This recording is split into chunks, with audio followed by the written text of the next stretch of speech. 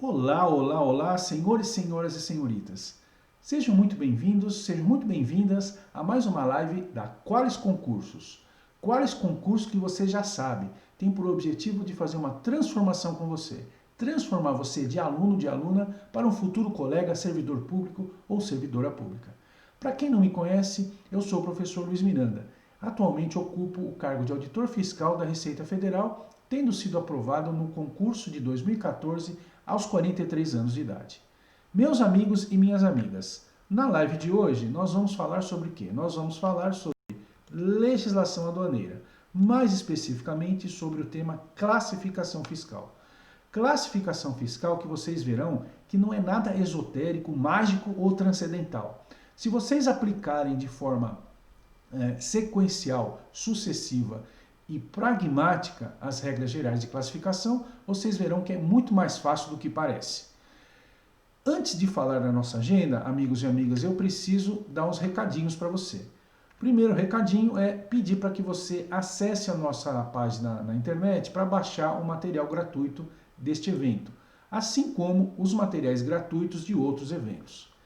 Lá no YouTube nós temos aí dezenas de vídeos feitos com o maior carinho pelos professores da Qualis, procurando reforçar, sedimentar o conhecimento dos tópicos essenciais da área de concurso, para que você tenha mais segurança, que você consiga assentar o seu conhecimento e atingir um nível avançado, sem que tenha que ficar indo e voltando, né? Aquela sensação que você leu a matéria, vai tentar resolver um exercício, erra tudo, fica aquele desânimo, aquela sensação de angústia.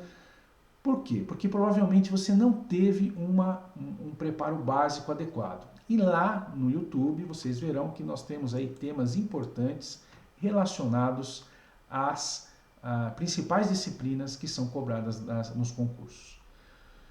Lá no Instagram, você, além de curtir a nossa página, vai conseguir baixar os vídeos, né? Acessar os vídeos, melhor falando, das questões que os professores prepararam para os eventos. E não custa nada de vez em quando dar uma passadinha no YouTube, no Facebook, para verificar se existe alguma novidade do mundo dos concursos. Combinado? Então é isso. Meus amigos, minhas amigas, vamos ao que interessa. A nossa agenda é uma agenda relativamente ambiciosa. Por quê? Nós vamos fazer uma introdução que vocês precisam entender a diferença entre nomenclatura e classificação fiscal, para depois entrar no sistema harmonizado, onde a gente vai desenvolver os conceitos básicos do sistema, para que depois possamos explicar para vocês as regras gerais de interpretação. Os conceitos básicos são fundamentais para entender as regrinhas. Terminada essa parte, nós podemos ir para a segunda metade do nosso evento, onde a gente vai falar da NEST, que são as notas explicativas do sistema harmonizado, os pareceres da OMA, Organização Mundial das Aduanas, que ajudam muito no processo de classificação fiscal. E aí, então, todos nós estaremos preparados para adentrar o mundo da NCM, Nomenclatura Comum no Mercosul, e as suas regrinhas gerais complementares. Depois, uma palavrinha sobre solução de consulta e solução de divergência no âmbito da Receita Federal. Vou comentar com vocês a regra 0 de classificação fiscal, né? Guardem a sua curiosidade, que nós vamos falar no detalhe, e depois os exercícios, ok? Combinado? Então, vamos começar do começo. Nomenclatura, meus amigos, minhas amigas, é um sistema ordenado que permite determinar um único código numérico que representa uma dada mercadoria a partir da aplicação de regras e procedimentos próprios. Então, esse é o primeiro conceito que vocês precisam entender. Alguém consegue dar um exemplo para mim aí no chat de nomenclatura? Dê um exemplo aí, por favor. Vamos ver se vocês acertam exemplo de nomenclatura. Exemplo de nomenclatura que eu posso citar para vocês é o próprio sistema harmonizado e a NCM. Nós temos aí, por exemplo, nomenclaturas que não estão mais em vigor, a nomenclatura de Bruxelas, né, que antecedeu o sistema harmonizado, é também uma nomenclatura, e na ALAD, a nomenclatura da ALAD, Associação Latino-Americana de Desenvolvimento e Integração. São exemplos aí de nomenclaturas, ou seja, de sistemas ordenados que permitem identificação de mercadorias por códigos numéricos. Agora, a classificação fiscal, meus amigos, minhas amigas, é o método utilizado para identificar o código numérico representativo da mercadoria, obedecendo-se aos critérios estabelecidos na nomenclatura. Portanto, meus amigos, minhas amigas, é importante que fique bastante clara a diferença entre nomenclatura e classificação fiscal. Nomenclatura é o sisteminha ordenado, exemplo, sistema harmonizado, nomenclatura comum do Mercosul, a NALAD, então são nomenclaturas que estão em vigor. E a classificação fiscal é a metodologia, é o procedimento, é o método utilizado para identificar o código numérico de acordo com a regrinha que existe na nomenclatura. É possível que o examinador cobre isso numa questão discursiva, então você precisa entender bem a diferença entre os dois conceitos, ok? Com isso em mente, a gente pode prosseguir e começar a aprender sobre o sistema harmonizado. Olha que beleza, nós já matamos aqui o primeiro item da nossa agenda, introdução. Sistema harmonizado de designação e codificação de mercadorias. A gente vai primeiro tirar o professor da frente e dizer que o sistema harmonizado foi criado em 1983 com o objetivo de padronizar as mercadorias através de códigos. O SH teve sua origem vinculada ao Conselho de Cooperação Aduaneira, o CCA, que posteriormente foi transformado na Organização Mundial das Aduanas. E é importante saber que o SH, o Sistema Harmonizado, sofre atualizações a cada 5 anos. Quem assistiu o nosso evento de Incoterms, nós comentamos lá que os Incoterms são atualizados de 10 em 10 anos. Já o Sistema Harmonizado é atualizado de 5 em 5 anos. Memorizem isso, tá? Porque é possível, 5 em 5 o SH. É possível que o examinador tente confundir vocês com esses dois conceitos. Outra coisa importante, vocês vão ver aí no material gratuito, a gente falou um pouco mais do histórico do Conselho de Cooperação Aduaneira, vinculado às negociações do GATT. Então, dê uma olhadinha aí, que tem uma basezinha maior para que vocês fiquem mais preparados aí para eventuais questões mais complexas. Beleza? Então, de sistema harmonizado, da parte de conceitos básicos, seria isso. Agora, o que a gente precisa falar? Que o decreto 97.409 de 88 fez a internalização do ponto de vista jurídico do sistema harmonizado no Brasil. Então, nós temos aqui o decreto, que foi aí publicado aí na época do presidente Sarney, que é a promulgação à Convenção Internacional sobre o Sistema Harmonizado de Designação e Codificação de Mercadorias. Portanto, desde aí 22 de dezembro de 88, é obrigatório a utilização do sistema harmonizado tanto na importação quanto na exportação. Isso é muito importante porque não é raro, apesar de parecer um pouco esdrúxulo, mas não é raro de aparecerem questionamentos na justiça a respeito da utilização do sistema harmonizado. Eu trabalho, hoje em dia, numa seção lá na Receita Federal que prepara informações quando ocorre uma impetração de mandado de segurança contra a Receita Federal. Então, por exemplo, o contribuinte se sente injustiçado, se sente perseguido e ele entra na justiça com mandado de segurança, questionando por que está sendo tributado ou por que a classificação fiscal é aquela. E não foi apenas uma vez, foram algumas vezes que eu analisei petições em que o representante legal, o advogado do contribuinte, argumentava que o sistema harmonizado não poderia ser utilizado porque era algo feito no estrangeiro, seria inconstitucional usar a lei alienígena para fazer esse tipo de classificação, etc, etc, etc. E nós, então, temos o dever de informar ao juiz de que a alegação do contribuinte não tem fundamento. Porque, como vocês viram agora, nós temos desde 1988 a obrigatoriedade legal de seguir o sistema harmonizado como se fosse uma lei. Isso é muito importante. Essa questão da internalização jurídica de tratados e convenções internacionais, vocês devem ter visto isso nas aulas de direito constitucional ou até mesmo de direito tributário. Então você tem aqui na legislação aduaneira um exemplo prático de que uma convenção internacional tem força de lei dentro do Brasil. Beleza? Alguma dúvida? Coloquem aí no chat. Prosseguindo. Sistema harmonizado, ele tem lá mais de 5.000 códigos de 6 dígitos. Olha que interessante. Você tem um código de 6 dígitos. e ele é dividido, como eles são divididos, esses códigos de 6 dígitos, né? Qual é a formatação? Então, existem 21 seções, sendo que você distribui dentro das 21 seções 99 capítulos. Existem as chamadas notas de seção e as notas de capítulo. Por que elas são importantes? Porque as notas de capítulo vão dar bases legais para a interpretação de capítulos e as notas de seção para as seções. Nós vamos ver isso quando falarmos da regra 1. Vocês vão entender um pouco melhor a importância jurídica das notas de seção e das notas de capítulo.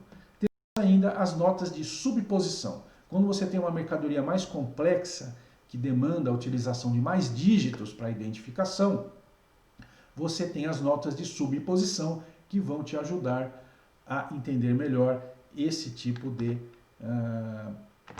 desdobramento, é a palavra correta. Então você tem lá, né, mais de 5.000 códigos, um montão de códigos divididos em 21 seções. Temos aí 99 capítulos, notas de seção, notas de capítulo e notas de subposição. Tá? Essa é a primeira ideia geral. Tá bom, professor, mas como é que são esses códigos? Eu quero ver na prática, né? Tem uns alunos que gostam de ver na prática e eu acho muito bom porque ajuda a sedimentar o conhecimento. Então vejamos aqui o nosso querido SH, né? Um código do SH. Então você tem aqui de X1 até X4, tem a chamada posição, memorizem isso. Por isso que nós usamos a mesma letra, né? Depois nós temos os desdobramentos de primeiro nível e de segundo nível. Tá, professor, tá difícil. Vamos entender melhor? Vamos entender melhor, passo a passo, sem pressa. O primeiro e o segundo dígitos, queridos alunos, correspondem ao capítulo do sistema harmonizado. Lembra que a gente falou que nós tínhamos 99 capítulos? Aqui, ó. 99 capítulos? Pois é. Então, quando você observar um código do SH, os 2 primeiros dígitos dão a indicação do capítulo onde está enquadrado este dígito, esse código, perdão. O terceiro e o quarto dígitos, eles falam sobre o subgrupo dentro do capítulo. Alguns capítulos você tem subgrupos. Então, você utiliza o terceiro e o quarto dígitos para identificar o subgrupo. Agora, importante mesmo, como eu falei na introdução, memorizem, isso é fundamental. Está até em vermelho, né? Faço questão de deixar em vermelho, as informações têm que ser gravadas, que os 4 primeiros dígitos formam a posição do código do sistema harmonizado. Então, é importantíssimo, porque o sistema harmonizado ele está elencado, né, passo a passo, posição a posição. Então, você tem a posição tal, depois na sequência outra posição. Toda a negociação, né, da atualização do sistema harmonizado é feita com base em posições. Os artigos especializados falam em posição. O jargão aduaneiro, a gente fala, essa mercadoria, qual é a posição? Né? Então, vocês precisam memorizar que a posição corresponde aos 4 primeiros dígitos. Por isso mesmo que nós identificamos os 4 primeiros dígitos com a mesma letra. Né? Tá vendo? X. Só diferencia o índice deles aqui, de X1 até X4.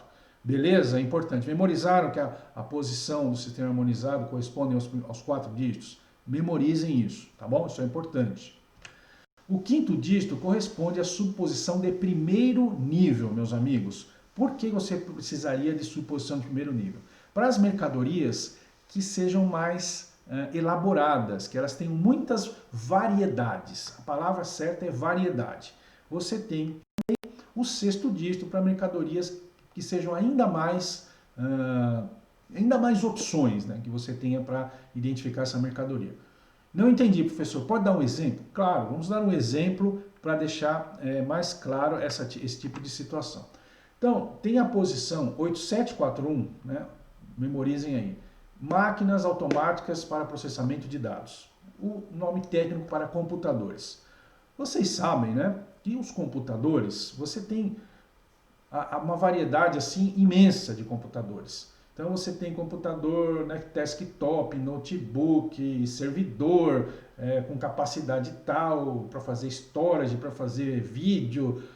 Tem uma infinidade de possibilidades. Portanto, apenas 4 dígitos são insuficientes para que a gente consiga especificar a quantidade necessária de computadores para poder fazer a diferenciação de cada um deles. Beleza?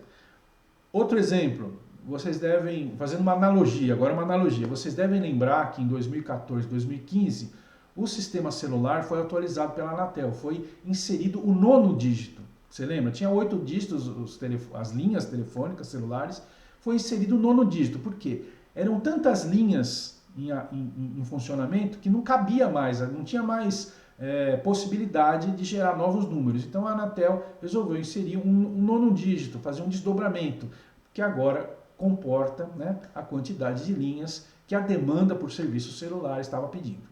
Então é mais ou menos isso, né? O sistema harmonizado ele já foi criado com 6 dígitos, prevendo esse tipo de possibilidade, e foi uma ideia excelente, porque até hoje o sistema harmonizado funciona bem.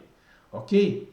Então vamos agora prosseguir, porque tem alunos que querem ver códigos numéricos para ficar mais fácil de memorizar. Então vamos fazer o seguinte, primeiro eu vou mostrar um código fictício que eu inventei e depois alguns códigos reais, beleza? Então vamos lá. Código fictício que foi inventado pelo professor Luiz Miranda. Então você tem aqui 1234.56. Observem bem que é interessante que a posição ela é separada das subposições com um ponto, justamente para deixar clara a importância da posição e de que esses 2 dígitos são para desdobramento. Então vamos lá. Essa mercadoria fictícia está no capítulo 12. A posição da mercadoria é 1234, são 4 dígitos. É uma mercadoria complexa. Por que ela é complexa? Porque ela foi desdobrada no primeiro nível. Então o número 5 corresponde ao primeiro desdobramento.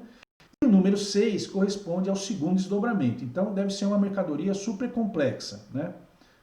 Essa foi a ideia. Tá bom, professor, entendi, você tem uma mercadoria complexa, você desdobrou aí em dois subníveis. Pode dar um exemplo real? Claro que sim. Vamos ao exemplo real, meus amigos. Vejamos o código 1006.10. 1006.10. O capítulo é o capítulo 10, a posição 1006. Você tem a subposição de primeiro nível, que é o dígito 1. Quando você tem o dígito 0, o que significa? É que você não fez desdobramento. Toda vez que não é necessário fazer o desdobramento da mercadoria, você coloca um 0. Então, esta mercadoria 1006.10, ela é uma mercadoria que necessitou apenas de um desdobramento para ficar plenamente identificada. Tá, professor, entendi. Qual é essa mercadoria para que a gente consiga, então, fixar o conceito? Vamos ver, então, qual é a mercadoria. Mercadoria é quem? É o nosso querido arroz com casca, né, que todo dia nós vemos aí, quer dizer, todo dia nós não vemos arroz com casca, nós vemos o arroz já processado, desculpe. Arroz com casca não tem muita dificuldade. Você vê lá um grãozinho com a casquinha por cima, pronto, não precisa mais número, né, mais detalhes para você deixar plenamente identificado. Portanto, apenas um desdobramento é necessário. Beleza? Vamos ver outro exemplo real. 9701.10. Então, vocês já viram que o capítulo é 97, a posição é 9701. Nós temos um desdobramento do primeiro nível, dígito 1, e a subposição do segundo nível é 0. Também não possui segundo desdobramento. Por quê? Porque nós temos aí quadros, pinturas e desenhos. Então, quando você tem um quadro, uma pintura ou desenho, não precisa ficar detalhando, né? Tá claro que você tem uma obra de arte aí, beleza? Agora vocês têm que anotar algo importante que provavelmente vai ser cobrado na prova. Quanto maior a contribuição dos seres humanos na chamada agregação de valor para a mercadoria, maior a numeração no sistema harmonizado. Então vocês viram, né?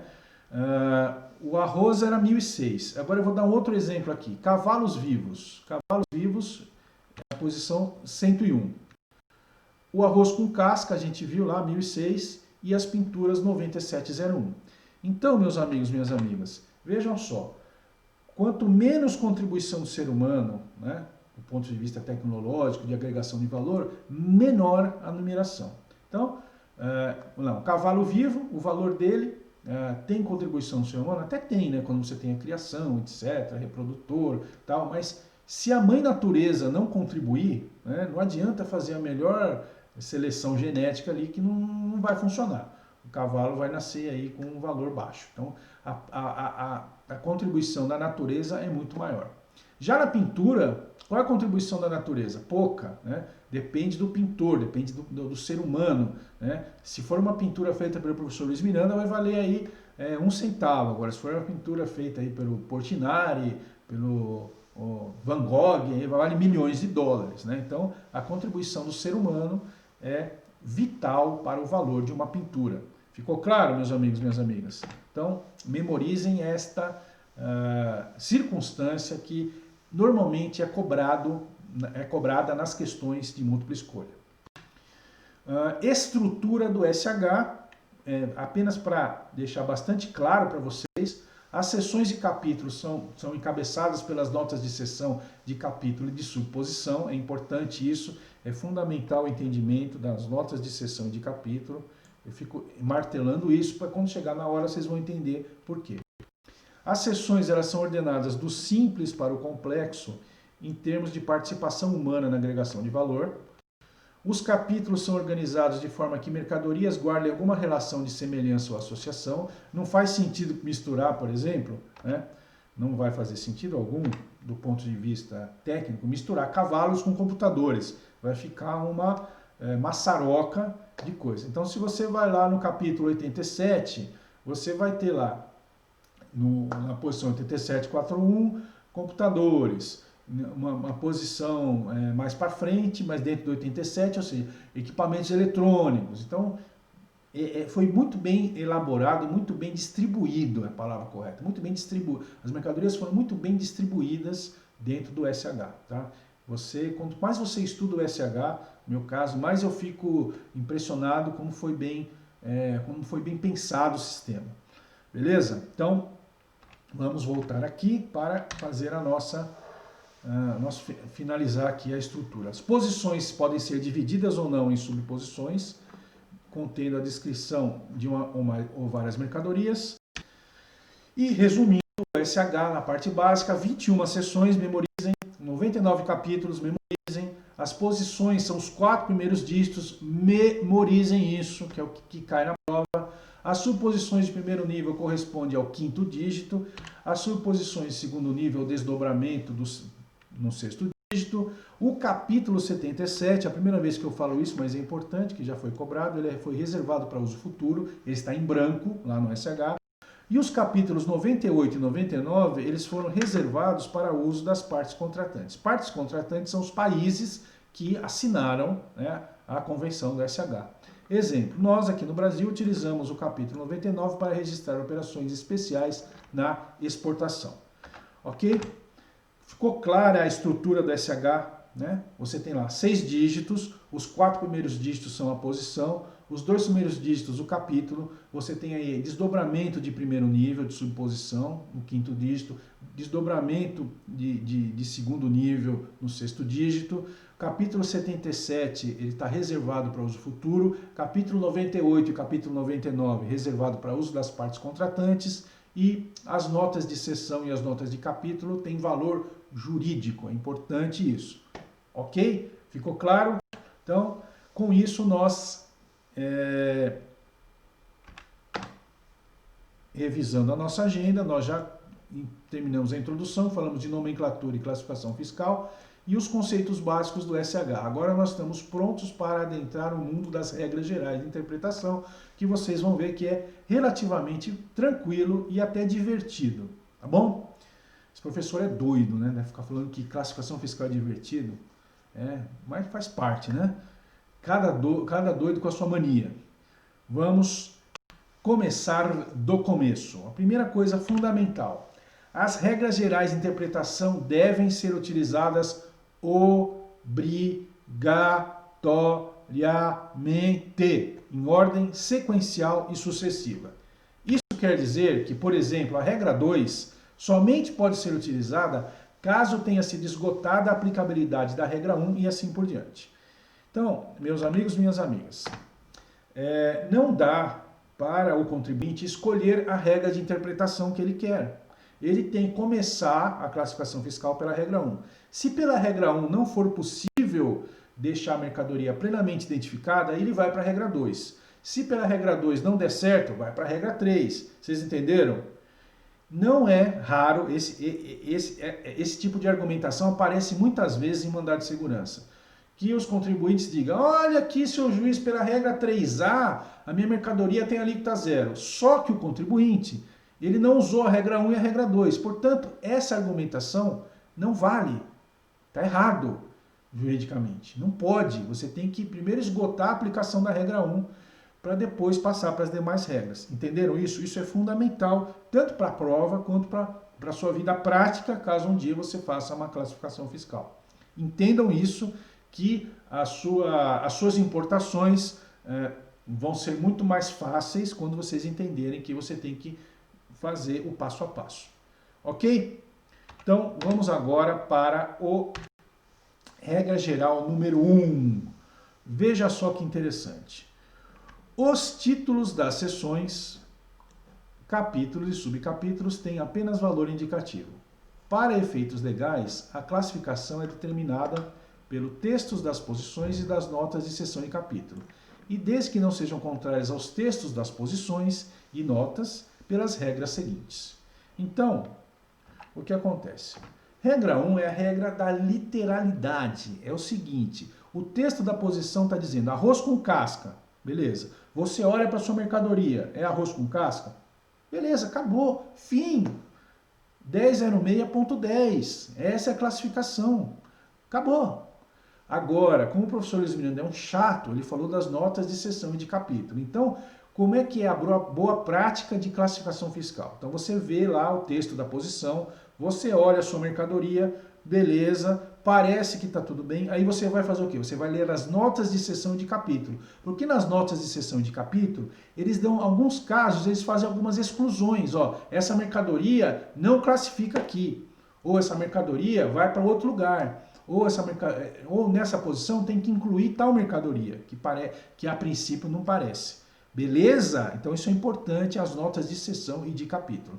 Tá, professor, mas eu não entendi. Eu queria que o senhor desse um exemplo, classificasse para a gente ver como é que funciona na prática. Sem nenhum problema, meus amigos e minhas amigas. Vamos então classificar as mercadorias pela regra 1. Agora, antes de classificar as mercadorias, eu dou um aviso aos navegantes, né? É um depoimento do professor Luiz Miranda. Eu trabalhei 3 anos e meio no despacho de importação da alfândega de Viracopos, antes de fazer as funções que eu tenho hoje.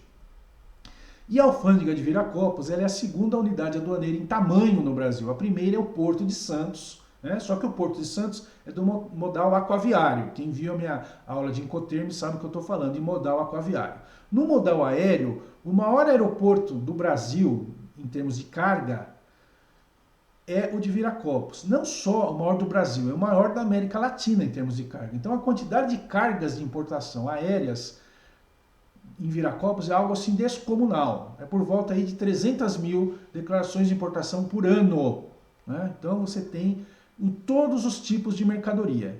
E, na minha experiência pessoal, eu arrisco a dizer que entre 2/3 e 3/4 dos casos de classificação fiscal das mercadorias podem ser resolvidas pela aplicação direta da regra 1 da literalidade. Então, meus amigos, minhas amigas, isso é importante, né? Isso é importante remarcar essa situação, porque tem muita discussão na justiça, porque não, a regra 3B, 3A, 3C...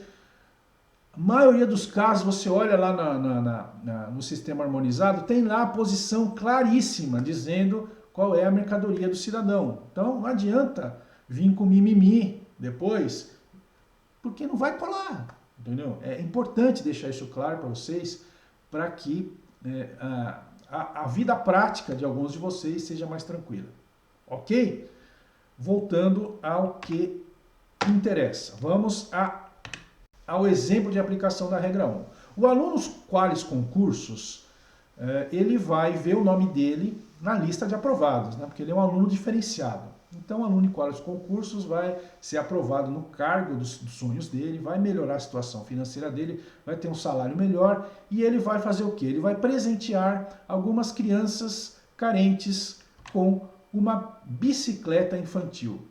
E aí ele vê lá no fabricante, lá no exterior, uma promoção de bicicletas infantis e ele resolve fazer a aquisição de várias bicicletas infantis que ele vai levar lá na festinha de Natal para as crianças, né? Então ele tem que fazer direitinho a classificação fiscal, porque se ele fizer errado, a bicicletinha dele, das crianças, vai ficar retida na alfândega, vai sofrer multa. E as pobrezinhas das crianças estão super na expectativa de ganhar sua bicicleta. Então, portanto, o aluno Qualis vai fazer bem feita a classificação fiscal. Então, o aluno Qualis, né, o que ele vai fazer? O professor Luiz Miranda é um chato, ele vai falar assim, você tem que ler a regra geral número 1. Né? Então, o que ele vai fazer? Ele vai olhar o código, né? Primeiro, como o professor sugeriu, ele vai olhar o código, por exemplo, 9503.00, mas antes de você ler o código, deixa eu dar uma dica para vocês. O sistema TechWin, né, hoje em dia é muito mais fácil de fazer classificação fiscal. Antigamente era na base da lista telefônica. Você tinha lá um livrão cheio de código, você tinha que ficar virando papel lá, né, para achar o código, né, o texto do código. Hoje em dia você tem um sistema chamado TechWin, que você digita uma palavra, por exemplo, faz a busca por palavra ou por código. Se você digitar, por exemplo, carros de pedais, né, aí vai aparecer várias posições onde você pode ter essa mercadoria. Então, o aluno Qualis vai lá no TechWin e vai fazer o quê? Ele vai digitar lá no sistema brinquedos de rodas, né, para ter todas as opções.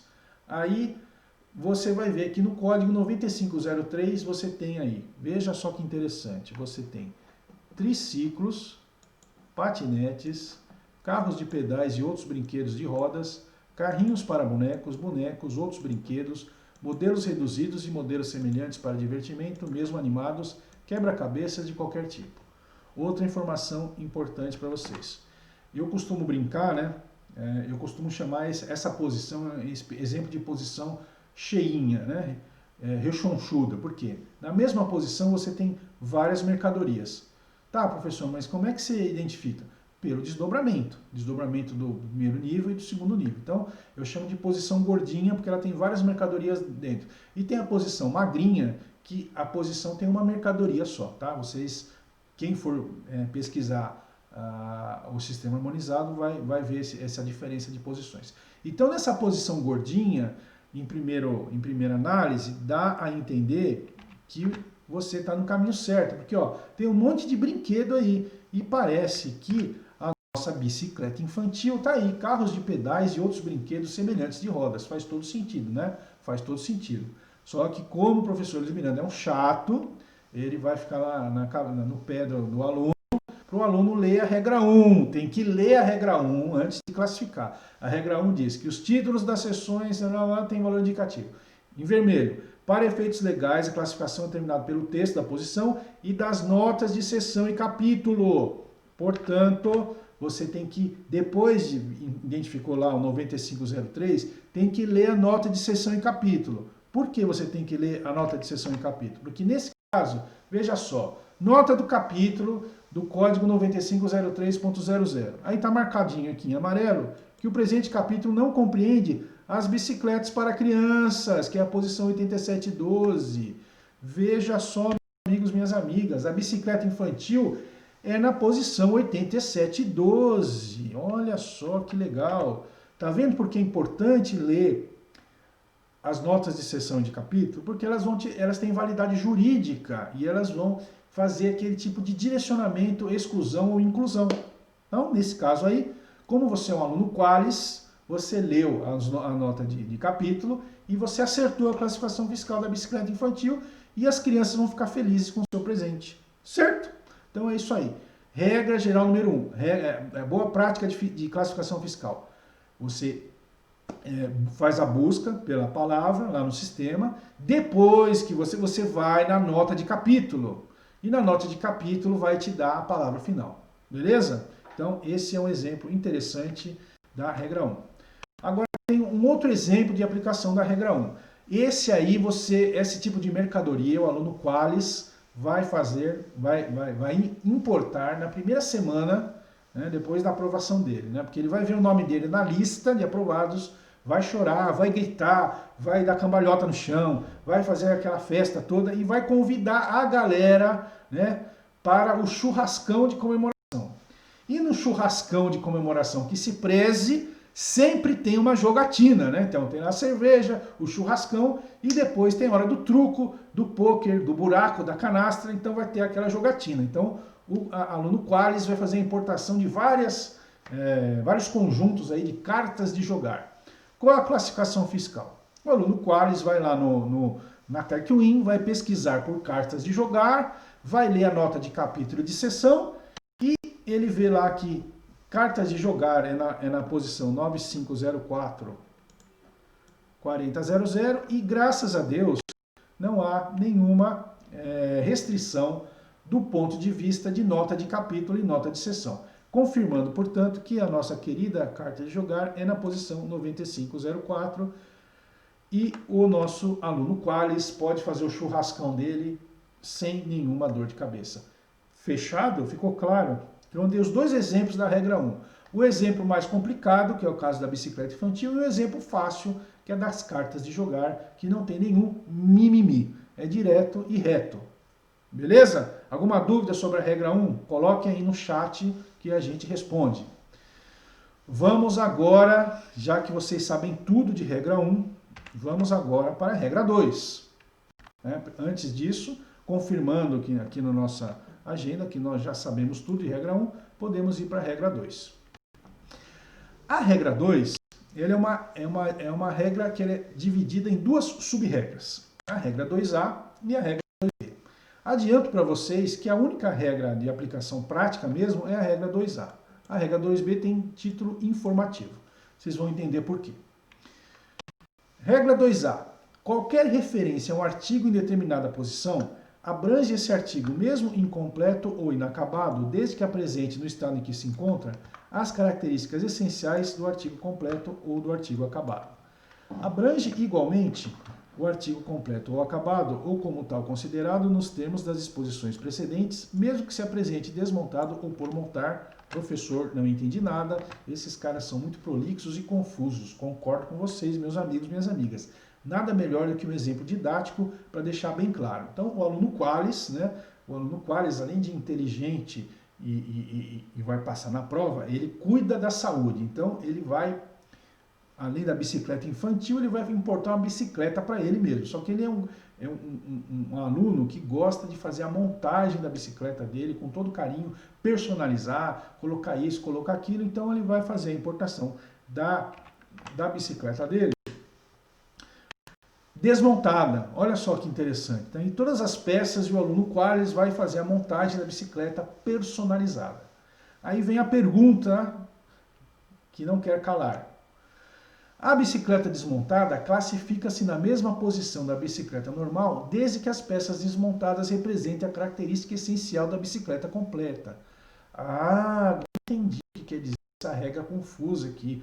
Qualquer referência a um artigo em determinada posição abrange o artigo mesmo incompleto ou inacabado, desde que apresente no estado em que se encontra as características essenciais do artigo completo ou acabado.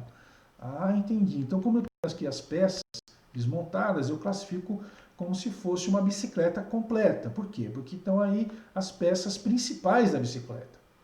Ah, entendi. Então, vejamos aqui.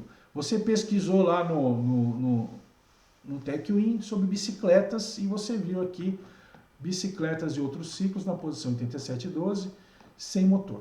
E na posição 8714, partes e acessórios dos veículos da posição 8711 até 8713. Portanto, partes e acessórios das posições 8712, que é de bicicleta, estaria aqui do 8714. Aí você vai ficar com aquela dúvida. Eu uso 8714 de peças ou eu uso 8712 de bicicletas? Depende. No exemplo que nós damos aí, todas as peças aí estão presentes, você usa a 8712, porque você tem a característica essencial da mercadoria. Vamos, esse tipo de situação, você tem a classificação no 8712. Não precisaria você ter todas as peças da bicicleta. Se você tiver a quantidade que seja suficiente para dar a característica essencial da bicicleta, vai no 8712. Isso é interessante, porque normalmente a posição da mercadoria completa, ela tem uma alíquota de tributação menor. Quando você importa só a parte separada, o imposto é maior, tá? Então, a regra 2A ela é muito benigna com o importador, porque se você olhar, sempre existem exceções, né? Mas na maioria esmagadora dos casos, a mercadoria completa, a bicicleta completa, o imposto é menor do que você trouxer as peças separadas, beleza? Aí vem uma outra pergunta. Professor, e se eu comportar só o pedal da bicicleta? Aí eu vou dizer para você, infelizmente, no caso de só o pedal, você tem que trazer como parte, porque só o pedal não é suficiente para caracterizar a função essencial de uma bicicleta, tá? Então guardem isso, função essencial. Isso é vital para a classificação fiscal nos casos duvidosos, tá bom? Então, essa é a regra 2A. Vejamos agora a regra 2B. A regra 2B diz o seguinte: qualquer referência a uma matéria em determinada posição diz respeito a essa matéria, quer em estado puro, quer misturado ou associado a outras matérias. Da mesma forma, qualquer referência a obras de uma determinada matéria abrange as obras constituídas inteira ou parcialmente por essa matéria. A classificação desses produtos misturados ou artigos compostos efetua-se conforme os princípios da regra 3. Tá, professor, de novo uma regra longa e confusa. O que quer dizer com isso? Quer dizer o seguinte, que a regra 2B tem apenas caráter informativo. De acordo com esta regra, por exemplo, uma faca com cabo de madeira e corpo de aço deve ser classificada utilizando a regra 3. Ah, entendi, professor. Então, é o seguinte, quando tiver uma mercadoria misturada, a regra 2B está dizendo que tanto, no caso da faca, né, tanto a madeira do cabo quanto o metal lá da faca são igualmente importantes. É isso aí. Então, tanto a madeira quanto o metal são igualmente importantes. Você vai ter que fazer o quê? Um desempate. E o desempate é feito pela regra 3. Então, é isso que está dizendo aqui a regra 2B. Por isso que a gente diz que ela tem apenas de caráter informativo.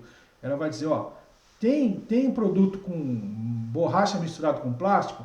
Regra 3. Madeira misturado, sei lá, com tecido? Regra 3. Entendeu? Toda vez que tiver uma mercadoria misturada, vai para a regra 3. Fechou? Se tiver dúvidas, coloquem aí. Com isso, amigos e amigas, ops, deu um zero. Vamos voltar aqui. Você tem, claro que você já matou a regra 2 e, portanto, você pode ir para a regra de número 3. Regra de número 3.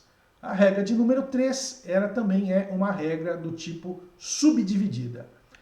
Vamos ao caput da regra 3. Quando pareça que a mercadoria possa classificar-se em duas ou mais posições por aplicação da regra 2B ou por qualquer outra razão, a classificação deve efetuar-se da forma seguinte. Aí nós vamos para a regra 3A. Regra 3A.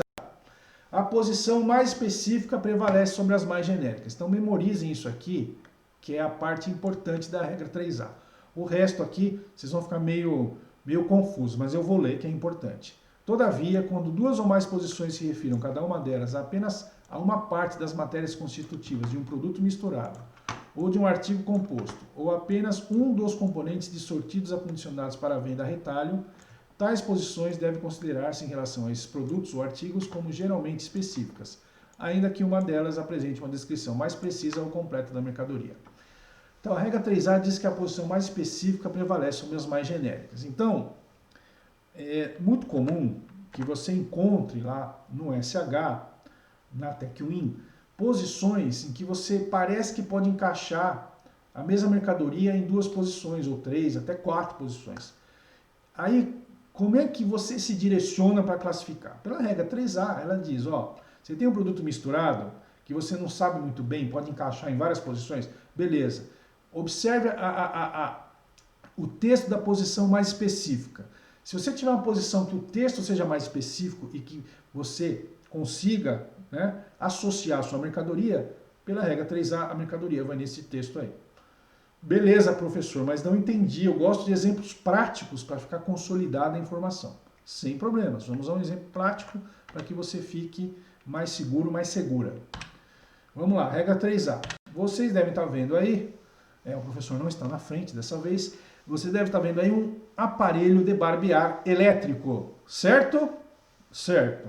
Vamos então a duas posições do sistema harmonizado. Posição 8510 diz: aparelhos ou máquinas para barbear, máquinas de cortar o cabelo ou de tosquiar e aparelhos de depilar com motor elétrico incorporado.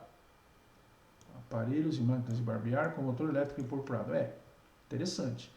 8467, ferramentas pneumáticas, hidráulicas ou com motor elétrico ou não elétrico incorporado de uso manual. Barbeador é uma ferramenta com motor elétrico incorporado de uso manual? Puxa vida, e agora? E agora, senhores, senhoras e senhoritas? Como fazemos? Lembrando que a posição mais específica prevalece sobre as mais genéricas. Então vamos ler a posição que fique mais específico o caso. Aparelhos ou máquinas de barbear com motor elétrico incorporado. É um texto mais específico para descrever essa mercadoria. Correto ou não? Então veja, você tem uma posição com um texto mais direto, que associa diretamente sua mercadoria, então é a posição correta de classificação. Então, nosso aparelho de barbear vai na posição 8510. Belezinha? Belezinha. Vamos agora à regra 3B. A regra 3B diz que os produtos misturados, chegou aí na regra 3B para a nossa faca. Eu estou ansiosa, para classificar a faca. Os produtos misturados, as obras compostas de matérias diferentes ou constituídas pela reunião de artigos diferentes e as mercadorias apresentadas em sortidos acondicionados para venda a retalho. Só uma observação aqui importante. Toda vez que se ouvir falar em sortidos acondicionados para venda a retalho, substitua esse texto confuso por kit. Kit, um kit, você tem lá, sei lá, várias peças diferentes, um kit. É um sortido acondicionado para venda a retalho, tá? É um nomezinho esquisitíssimo, mas é um nome técnico para kit, beleza? Então, voltando aqui ao texto. Os produtos misturados, as obras compostas de matérias diferentes ou as constituídas pela reunião de artigos diferentes e mercadorias, kits, cuja classificação não possa efetuar pela aplicação da regra 3A, classificam-se pela matéria ou artigo que lhe confira a característica essencial, quando for possível realizar esta determinação. Beleza? Então vamos lá. Regra 3B, exemplo de aplicação. A nossa querida faquinha. Toda vez que eu ponho a figura dá um probleminha aqui. Preciso ver isso que está acontecendo. Então a nossa faquinha, veja só. Tá vendo? Figura, ela dá uma zebra aqui. A faquinha, veja assim, artigos de madeira para mesa ou cozinha. Tem madeira. É para mesa ou cozinha. Pode ser. Ou colheres, garfos, conchas, escumadeiras, pás para tortas, facas especiais para peixe ou para manteiga, pinças para açúcares ou artigos semelhantes. Seria a faca normal. Aí vem a pergunta. Qual é a função essencial da faca? Cortar é a função essencial da faca. Portanto, essa parte de metal é que dá a importância da faca. Portanto, nós usamos aqui artigos semelhantes. Facas especiais para peixe, uma faca que não é especial para peixe é semelhante. Então, posição 8215 pela regra 3B. Certo, meus amigos e minhas amigas? A função essencial da faca é cortar. Então, nós utilizamos a regra 3B e confirmamos que a posição correta é a 8215. Fechou? Vamos agora para o exemplo do kit, professor? O senhor falou tanto dos sortidos acondicionados para venda a retalho, agora nós vamos para outro produto que será importado pelo nosso aluno Qualis. O aluno Qualis, assim que ele olhar o nome dele na lista de aprovados, ele vai importar esse kit. Tenho certeza que o champanhe, Chandon, porque o aluno Qualis é chique, e aí as taças junto do kit, certo? Então, aluno Qualis, vai importar o kit da Chandon para comemorar com o seu amado, com sua amada, e não vai deixar o professor Luiz Miranda envergonhado, vai acertar na classificação fiscal. Então vamos ver lá o aluno Qualis fazendo a classificação fiscal do kit. Então nós temos na posição 2204, vinhos de uvas frescas, incluindo os vinhos enriquecidos com álcool. mostos de uva, excluindo da exposição 2009. Ou objetos de vidro para serviço de mesa, cozinha, toucador, escritório, ornamentação interiores ou semelhantes. Poderia ser nos dois lugares, né? Vinho aqui, os objetos, as taças aqui. E agora? Temos um kit. Aí vem a pergunta do professor Luiz Miranda.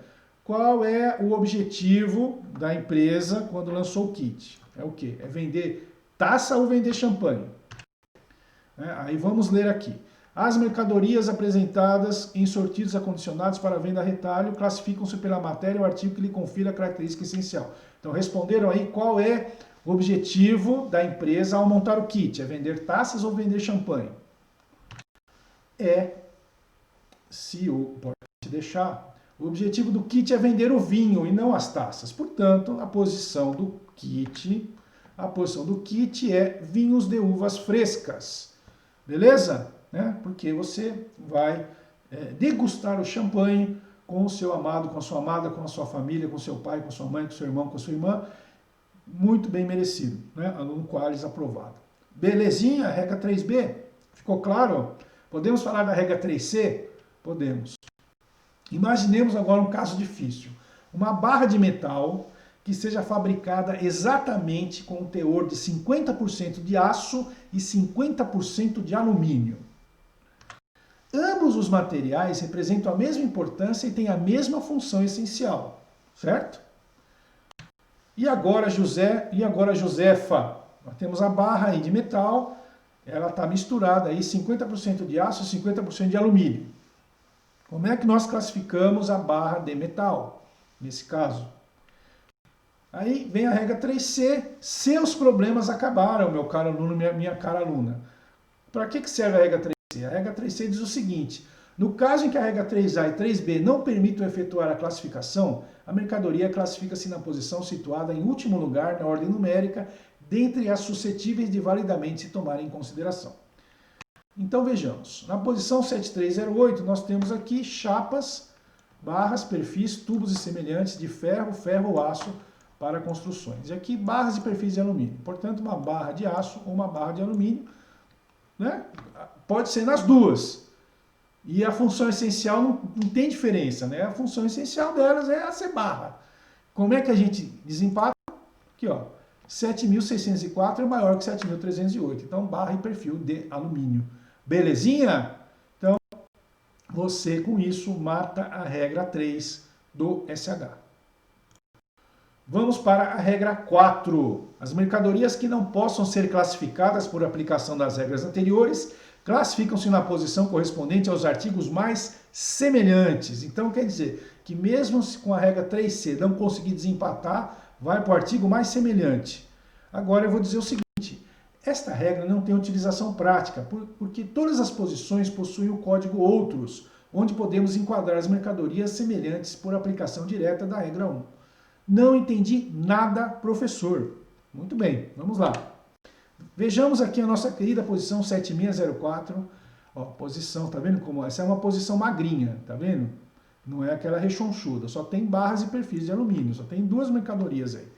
Aí você vem aqui no perfil, que é desdobramento, ó. No primeiro desdobramento, você tem barra. No segundo desdobramento, você tem o perfil, ó que legal, ó. 1, 2, ó aqui. Ó como é lógico se ter harmonizado.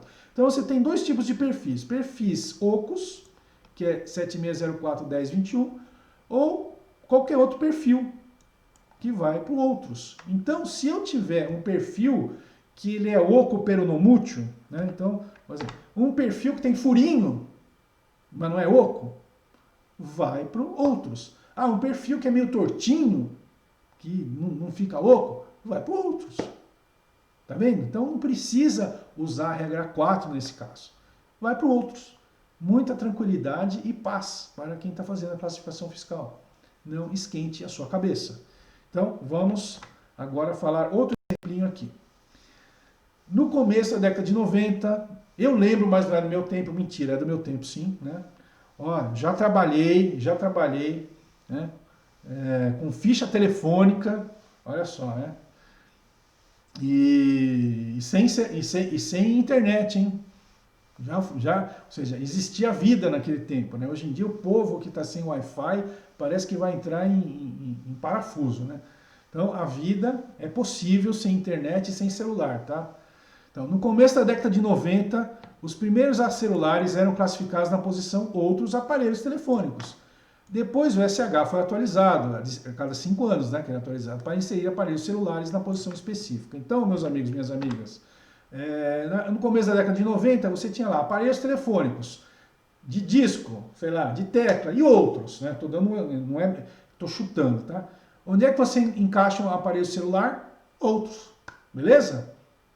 Então, é o tipo de situação que acontece muitas vezes, né? Hoje em dia você já tem posição específica para smartphone, para tablet, então o sistema harmonizado vai sendo atualizado. Então a regra 4, ela não tem uso prático, né? Agora teve um aluno que me desafiou, professor, você consegue imaginar uma aplicação da regra 4? Aí eu pensei e desenvolvi aqui quem sabe uma possibilidade da regra 4. Eu diria o seguinte, uma aplicação hipotética da regra 4, imaginemos uma invenção que revolucionasse o modo de vida do ser humano, né? O celular revolucionou o ser humano, mas não foi essa revolução absurda, né? Foi uma adaptação, eu diria, passo a passo, né? Agora, quem é fã de ficção científica, e marque aí no chat, mais especificamente quem gosta de Star Trek, como o professor Luiz Miranda, coloque aí, fãs de ficção científica. Veja só se você reconhece esse tipo de dispositivo. Identificou o que é isso? Vou dar mais uma dica para você. Agora ficou claro, né? Olha só que interessante. Um dispositivo, né, que você pode fazer transporte à distância. Mas também é um dispositivo, né, lá na ficção científica Star Trek, o mesmo dispositivo ele permite fazer transporte à distância, ele permite transformar energia em alimentos, o replicador, ou ele permite criar um cenário real, o chamado holodeck. É o mesmo princípio de funcionamento. O mesmo dispositivo tem 3 funções. Como é que eu faço a classificação fiscal desse dispositivo? Provavelmente esse seria um caso, e muito hipotético, né, de utilização da regra 4. Porque vamos ter que se reunir aí os especialistas em sistema harmonizado para decidir, né? Minha pergunta, é um conversor de matéria e energia, um sistema de transporte, como é que a gente classifica esse dispositivo?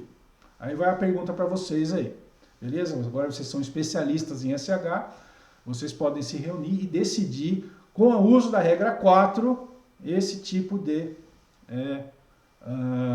classificação fiscal. Aí tem, né, o aluno, eu gosto do aluno que sempre tem uma opinião espirituosa. Teve um aluno que falou, professor Luiz Miranda, na aula presencial, assim, professor, quando inventarem isso daí, vai acontecer o seguinte, o senhor vai para a rua.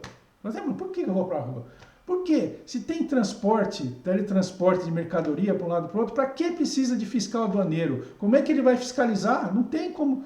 Falei, é verdade, tive que concordar com ele, vou ter que pedir emprego lá na delegacia do professor Nilman, ou lá junto com o professor Gustavo Mose, porque não vou ter o que fazer. Né? Como é que eu vou fiscalizar a mercadoria se tem um sistema de transporte?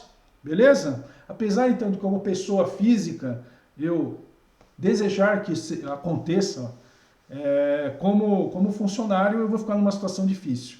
Vou virar operador de teletransporte, né?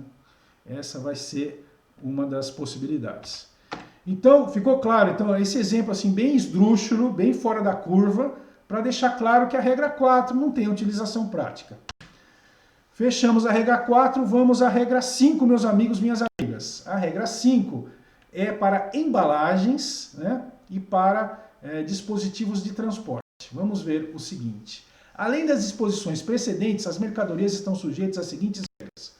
Os estojos para aparelhos fotográficos, para instrumentos musicais, para instrumentos de desenho, para joias e receptáculos semelhantes, especialmente fabricados para conterem um artigo determinado ou um sortido e suscetíveis de uso prolongado, quando apresentados com os artigos a que se destinem, classificam-se com estes últimos, desde que sejam do tipo normalmente vendido com tais artigos. Em regra, todavia, não diz respeito aos receptáculos que confiram ao conjunto sua característica essencial. De novo, professor, eles falam muito, mas são muito confusos. Concordo com vocês. Então, o professor dá um exemplo para facilitar a vida. Então, é o seguinte. Um estojo para violino é algo extremamente especial. Tem que ter um revestimento, ele tem que proteger o instrumento, que é um instrumento delicado, ele tem que ser leve ao mesmo tempo. Ou seja, é algo extremamente de uso individualizado. Portanto, o estojo de violino vai na posição 9202, que é a posição do violino. Ficou claro? Então, esse tipo de embalagem especial, de estojo, melhor dizendo, vai junto com a mercadoria. Então, o estojo de violino, posição 9202. E a regra 5B vai dizer o seguinte: sem prejuízo do caso da regra 5A, do estojo, as embalagens contendo mercadorias classificam-se com as mercadorias quando são do tipo normalmente utilizado para o seu acondicionamento. Todavia, esta disposição não é obrigatória quando as embalagens são claramente suscetíveis de utilização repetida. Então, a regra 5B diz o seguinte: embalagem que, quando você consome mercadoria, você joga fora, ela se classifica junto com a mercadoria. Agora, aquelas embalagens que vão e voltam, fiquem aberto. As partes contratantes podem classificar da forma como seja interessante. Tá bom? Então, vamos mostrar um exemplo do aluno Qualis, que o aluno Qualis vai utilizar isso no churrascão de comemoração do aluno Qualis. Eu espero que ele convide os professores, né? Depois que passa no churrascão, convidar o professor. Porque o aluno Qualis vai o quê? Vai ter a cerveja. Né? E a cerveja, a latinha da cerveja, perdão, lata de cerveja, classifica-se na posição 2203. Se você olhar na posição 2203, é a do líquido cerveja. Porque a lata de cerveja é descartável. Então, você armazena a cerveja e depois não vai reutilizar a lata, né? Para armazenar cerveja. Você pode reutilizar a lata para outras coisas, né? Não pode, né? É contra as normas aí, como se diz, de vigilância sanitária. A empresa não pode reutilizar a mesma lata para armazenar nova cerveja. Tá? Então, a latinha de cerveja vai na posição 2203. Agora, o caso de cilindros de oxigênio e tanques de armazenamento de vacinas, eu falei para vocês que ele deixa em aberto, porque eles são itens do tipo vai e volta, são reutilizáveis. Exemplo. Ó, aqui o cilindro e o tanque de vacina. E como a gente resolve essa dúvida? No Mercosul, que é uma parte contratante, a classificação fiscal desses itens de utilização repetida é feita pela regra geral complementar de número 2. Ok? Então, o sistema harmonizado deixa em aberto, só que a NCM, nomenclatura comum do Mercosul, tem a regrinha para esse tipo de situação. Isto posto, nós podemos ir para a nossa pegadinha, responder a dúvida, né, do vídeo que a gente deixou da questão. No vídeo a gente dizia que você fez uma importação de um container de soja. E a pergunta era, você classifica um container junto com a soja, né? Ou você classifica um container separado numa posição e a soja numa outra posição? Essa foi a pergunta. Como é que você faz a classificação de um container de soja? Classificação fiscal. Aí vem a pegadinha, que o container utilizado em navios de carga, ele entra e sai automaticamente dos países na modalidade de admissão e exportação temporária. É um item de exceção, ele não sofre classificação fiscal. Portanto, meus amigos e minhas amigas, cai na prova, já caiu várias vezes, perguntinhas sobre o container. Então vocês saibam, vocês não vão esquecer, que o container é item que não se classifica, ele entra e sai sem nenhuma problemática. Beleza? Então essa é a pegadinha envolvendo a regra 5B. Vamos aqui então para a nossa regra 6. Nós já fechamos, estamos quase fechando as regras de interpretação do SH. Regra 6. A classificação de mercadorias nas subposições de uma mesma posição é determinada para efeitos legais pelos textos dessas subposições e das notas de subposições respectivas, assim como mutatis mutandis pelas regras gerais de 1 a 5, entendendo-se que apenas são comparáveis subposições do mesmo nível. Para os fins da presente regra, as notas de seção e de capítulos são também aplicáveis, salvo disposição em contrário. Professor do céu, esses caboclos aí do sistema harmonizado, eles são muito prolixos, eles falam demais, eu não entendo nada. Calma, meus amigos, minhas amigas, todo exemplo serve para ajudar os alunos. Vamos a um exemplo que vai ficar bastante claro como você usa a regra 6. Se você perceber, né? Se o PowerPoint deixar, ó, nós estávamos falando até agora das posições, né? Dígitos de 1 a 4. A regra 6 é utilizada para fazer o desdobramento, a classificação fiscal do quinto e do sexto dígito. Como assim, professor? Fiquei agora com medo. Não, calma, olha só. A regra 6, ó, para a classificação do quinto e do sexto dígito, a regra 6 especifica o óbvio, ou seja, que deve ser reiniciado o processo e feita a utilização das regras 1 e 5 sequencial e sucessivamente. Ah, agora está ficando mais claro. Então quer dizer o seguinte, você tem lá 4 dígitos, você não conseguiu identificar a mercadoria, então você vai ter que desdobrar. Isso. Então toda vez que desdobrar, eu começo de novo o processo utilizando a regra 1. Isso aí. Desdobrou no primeiro nível, regra 1, 2, 3, 4, 5. Não conseguiu? Desdobra o segundo nível. Regra 1, 2, 3, 4, 5. Ai, que alívio. Então a regra 6 é tipo, ó, continua utilizando o processo. Isso. Toda vez que você desdobra, você começa de novo o processo utilizando a regra 1 e assim por diante. Ficou claro, tranquilo e sereno? Veja como a regra 1 regra 6, desculpe, é fácil. Não tem nenhuma problemática com a regra 6. Com isso, fechamos a regra 6, fechamos as regras de interpretação do SH e fechamos o sistema harmonizado. Meus amigos, minhas amigas, podemos partir para a segunda parte da agenda, que é relativamente rápida. Vamos dar o arremate final do nosso evento. As NESH são as notas explicativas do sistema harmonizado, que têm alcance subsidiário e servem para orientar, fornecer esclarecimentos e interpretar o SH, estabelecimento detalhadamente o alcance e conteúdo da nomenclatura. Importante deixar claro que é uma referência de apoio a quem está fazendo a classificação fiscal e nunca uma fonte decisiva para definir uma classificação. Por que eu tenho que falar isso? Por que eu tenho que falar isso, meus amigos, minhas amigas? Porque vira e mexe, acontece lá nos mandados de segurança de que, senhor juiz, olha, de acordo com a NESH, a minha mercadoria se classifica nessa posição que tem alíquota zero. Aí o professor Luiz Miranda, o professor Gustavo Musi, outros colegas têm que dizer, meus amigos contribuintes, muita calma nessa hora. As NESHs, elas são apenas uma orientação geral para quem está classificando. Não tem o valor jurídico da regra 1, por exemplo. Então, entre o que diz a NESH e a regra 1, o que vale? É a regra 1, meus amigos, minhas amigas. Não tentem enrolar, que não vai colar. Né? Então, vamos ver aqui um exemplinho da NESH, que vai ficar bastante claro para vocês como é que funciona. Então, nós temos nossa querida posição magrinha de barras e perfis de alumínio. E aqui nós temos no sisteminha, aqui, ó, uma aba NESH, e você clica com o mouse, olha só, funcionou! Dessa vez o PowerPoint não me atrapalhou. Abriu a NESH, olha só, meu, que mágica! Aí a NESH diz aqui, ó, para essa posição.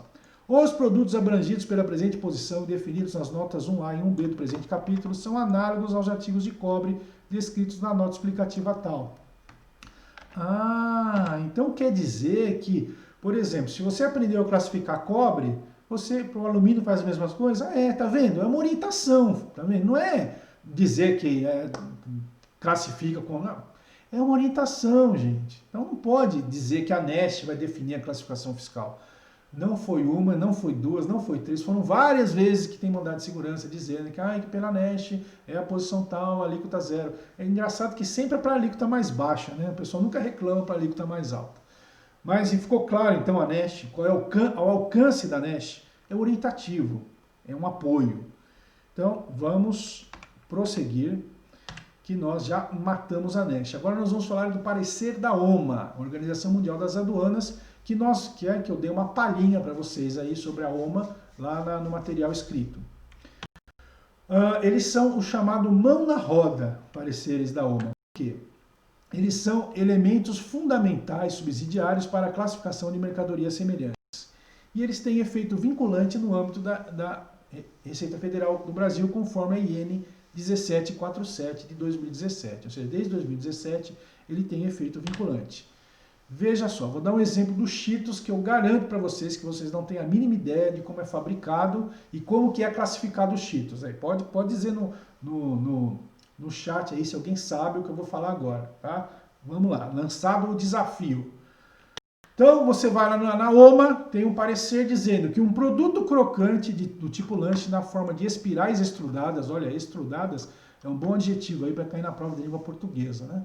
Consistindo principalmente de grumos de milho, grumos é outro exemplo aí de palavras difíceis, grumos de milho adicionados de óleo de girassol e de queijo em pó. O queijo em pó contém leitelho em pó, olha só, outra palavrinha difícil, matéria corante, extrato de páprica e sal. Os grumos de milho, inicialmente com teor de 12 a 13% de umidade, são em seguida umedecidos por adição de 2 a 6% de água para obter a fricção ideal na extrusora, sob a pressão e alta temperatura necessárias. Após a extrusão, as espirais de milho são secas e em seguida o queijo em pó e o óleo de girassol são adicionados ao produto em um tambor de aromatização. Então, qual é a classificação fiscal do Cheetos? 1904.10. Olha que maravilha, meus amigos, minhas amigas. Garanto que ninguém sabia aí como é que fabrica os Cheetos. Agora vocês já sabem. Já sabem como fabrica os Cheetos e já sabem a classificação fiscal. Pode importar Cheetos, que a classificação fiscal dos Cheetos qual é? 1904.10, conforme diz aqui o nosso parecer da OMA. Mais um exemplo de parecer da OMA que ajuda a vida da fiscalização. Tubos contra-gotas graduados composto de dois elementos distintos. Tubo dosador de plástico, o tubo de plástico, e o bulbo de borracha. Ah, exemplo da regra 3. Olha só que legal, aqui é borracha e aqui é plástico. Então, pela replicação da regra 1, regra 3C e regra 6, qual é a 4014.90? Veja que legal, meus amigos e minhas amigas. Olha que bom o parecer da OMA, como ajuda a nossa vida. Com isso, nós fechamos o parecer da OMA e agora, meus amigos e minhas amigas, vocês estão preparadíssimos, preparadíssimas para adentrar ao mundo do Mercosul, nomenclatura comum do Mercosul. Então vamos à nomenclatura comum do Mercosul. A nomenclatura comum do Mercosul, vocês vão perceber agora, que vocês já são especialistas em classificação, que ela tem 8 dígitos, sendo que os 6 primeiros são iguaizinhos ao SH e tem 2 dígitos. Aí tem gente que já desanimou. Por quê? Tem gente que fala assim, pra quê? Mas que ideinha de colocar 8 dígitos na NCM. Pra que fazer isso? Aí tem as teorias da conspiração, que é mania de grandeza, ou que ele quer prejudicar os concurseiros. Não. Aí eu falo assim, pessoal, calma, relaxem, respirem, sem ansiedade. É muito simples a NCM. É muito tranquilo a NCM. Não tem por que ficar achando que o seu mundo acabou. Por quê? Você tem 8 dígitos, sendo 6 dígitos do SH e mais o dígito Z1, que é o desdobramento de item, e o dígito Z2, que é o desdobramento de subitem. Ah, entendi, professor. Quer dizer, então, que a NCM tem mais 2 desdobramentos. É, mais 2 desdobramentos. Tá, como é que funciona isso? Você tem 2 regrinhas complementares para esses 2 dígitos. Então, o 7º e o 8º dígitos, eles são... existem regrinhas complementares para trabalhar com esses dígitos aí, né? Na verdade, o 7º e o 8º dígitos são identificados pela regrinha complementar número 1. A regrinha complementar número 1 do Mercosul diz o seguinte, que as regras gerais de interpretação do SH se aplicarão mutatis mutandis para determinar dentro de cada posição ou subposição o item aplicável e dentro deste item o subitem, entendendo-se que são apenas comparáveis desdobramentos regionais e do mesmo nível. De novo, o povo é prolixo e enrolador, né, professor? É prolixo e enrolador. Então, vamos facilitar a sua vida. O que diz na prática a regra complementar número 1? Que os 7º e 8º dígitos da NCM serão determinados utilizando as mesmas regras 1 a 6 do sistema harmonizado. Ufa, professor! Então, quer dizer que o SH pode ser usado no 7º e 8º dígito, não é só pode, deve ser usado no 7º e 8º dígito. Então, o Mercosul quis ampliar o desdobramento, a possibilidade de desdobramento, e usou como regra que você usa o SH para o 7º e 8º dígito. Ainda bem. Veja só, tem locais que são piores, tá? A título de curiosidade, o NAFTA, lá, o bloco do México, Estados Unidos e Canadá, o sistema de nomenclatura deles tem 10 dígitos, tá bom? Olha só que quantidade de desdobramentos que acontece no NAFTA. Ainda bem que não cai a classificação fiscal do NAFTA na prova de vocês, né? Então, podemos voltar aqui e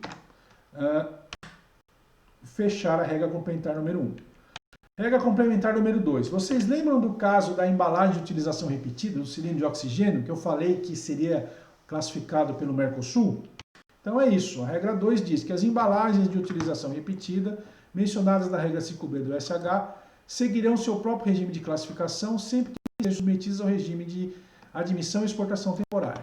Caso contrário, seguirão o regime de classificação das mercadorias que contém no seu interior. Tá, como é que é isso, professor? É o seguinte, no caso do cilindro de oxigênio, por exemplo, se for importado mediante regime especial de admissão temporária, caso que ele venha vazio, né, ele classifica-se como cilindro de metal. Se ele for importado no regime de importação comum para uma pessoa física, vem com o gás dentro dele, classifica-se como um gás oxigênio.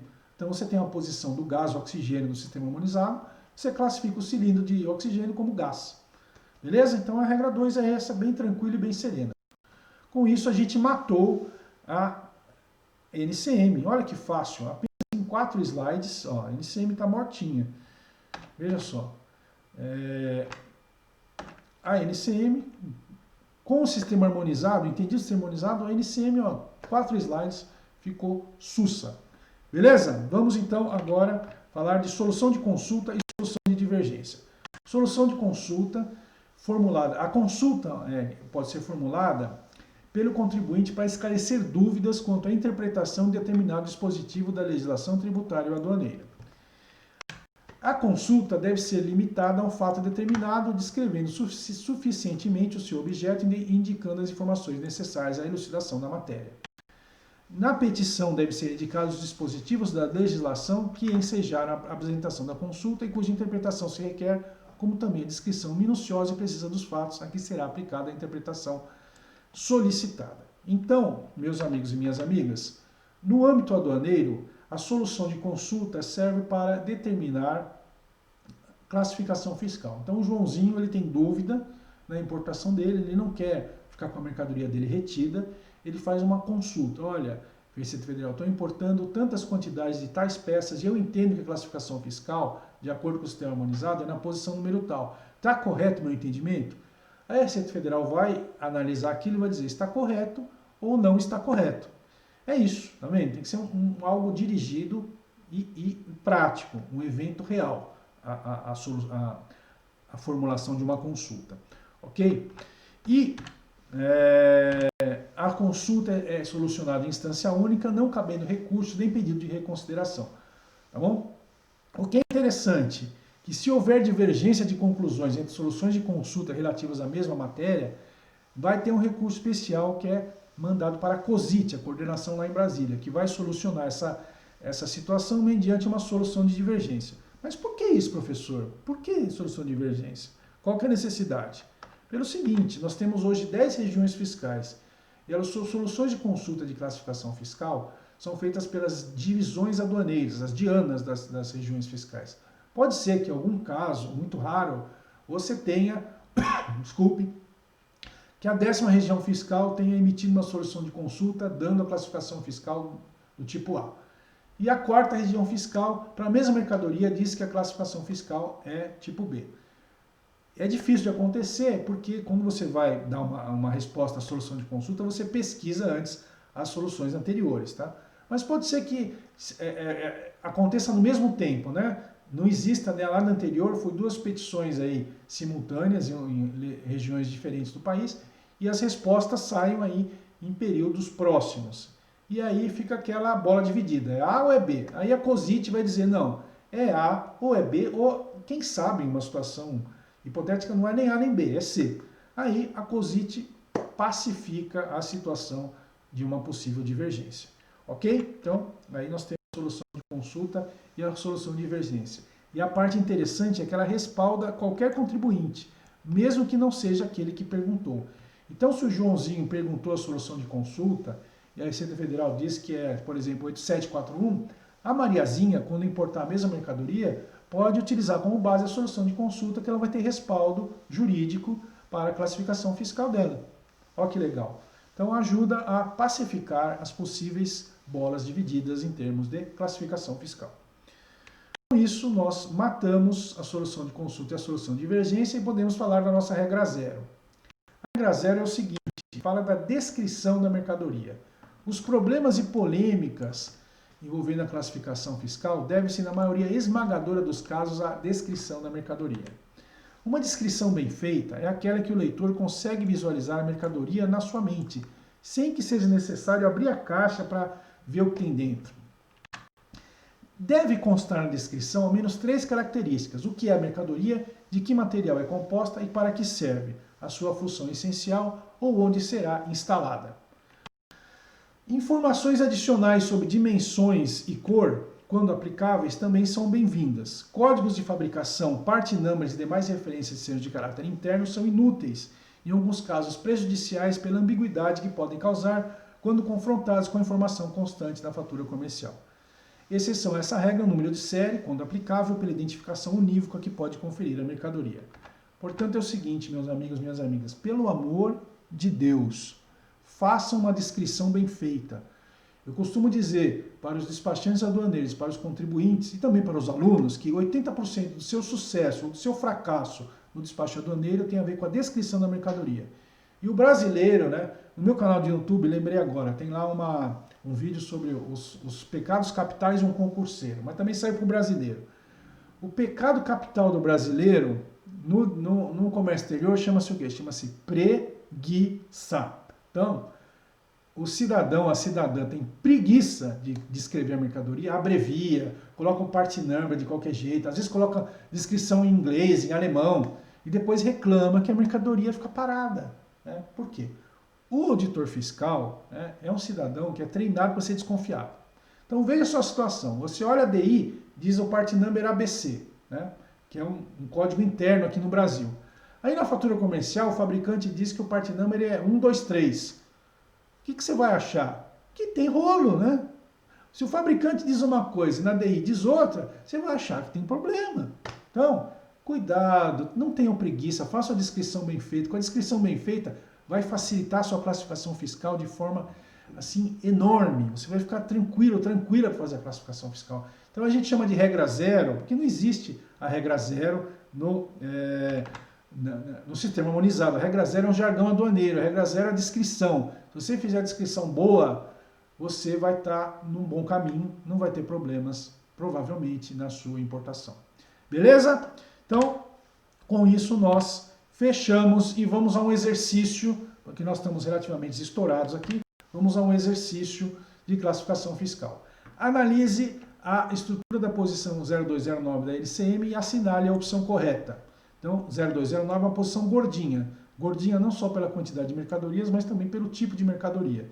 Então, nós temos toucinho sem parte magra, ou seja, gordo, gorduras de porco e de aves, não fundidas nem extraídas de outro modo, frescos, refrigerados, congelados, salgados ou em salmouras, secos ou defumados. Então, posição gordinha aí, faz mal pro coração, né? Então, o professor Luiz Miranda primeiro vai dizer para o aluno que ele tem que identificar se é uma questão positiva ou negativa. Lembrando que questão positiva, o examinador pergunta a opção correta. Identificado o tipo de questão, podemos resolvê-la. Vamos lá. Toucinho de porco fresco classifica-se no 0209-1019? Toucinho de porco fresco, 0209-1011. Não, está errado. Olha só, o correto seria 0209-1011. Aí, ó. Tá vendo? Ó? Literal, regra 1, 0209-1011. Não tem por que considerar a alternativa A. Que mais? O toucinho de porco defumado classifica-se no código 0209-1011? Será? Vamos ver. Toucinho de porco fresco, refrigerado ou congelado. Defumado vai para outros, não tem aqui, né? Tá vendo?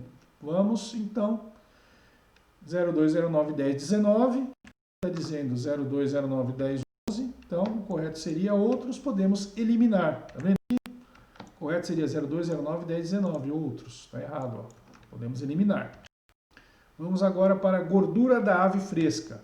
Gordura da ave fresca. Então aqui nós temos, ó, 0209-10, o primeiro desdobramento é porco, ó.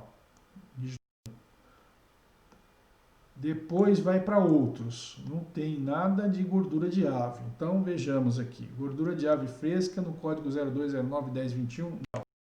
Então, aqui, ó, gordura, a única gordura que nós temos aqui é de porco. e não é de ave. Portanto, o correto seria aqui, 0209-9000. Outros, gordura de ave. Então, nós podemos eliminar a alternativa C. Na alternativa D, nós temos aí a gordura de porco congelada. Gordura de porco congelada, gordura de porco congelada, 0209-1021. Aqui diz 11, infelizmente está errado. 0209-10. Vamos lá, 0209-1021, podemos eliminar. E agora para o último caso, que é o nosso gabarito por eliminação, toucinho de porco refrigerado, classifica-se no código 0209-1011. Então vejamos. Toucinho de porco refrigerado, 0209-1011. Com isso, meus amigos e minhas amigas, nós chegamos ao gabarito da questão. E é por uma simples aplicação pura e direta da regra 1. Olha só como é relativamente tranquilo fazer a classificação fiscal sem sofrimento. Então, vocês têm que considerar aquela afirmação que eu fiz. Né? Quem não acreditou, entre 2/3 e 3/4 não, das mercadorias você resolve com a regra 1 a classificação fiscal. Agora tem a prova, até no exercício de concurso, você tem esta situação. Portanto, meus amigos, minhas amigas, agradeço demais a presença de todos, deixo aqui meu forte abraço, espero vê-los no nosso próximo evento. Valeu!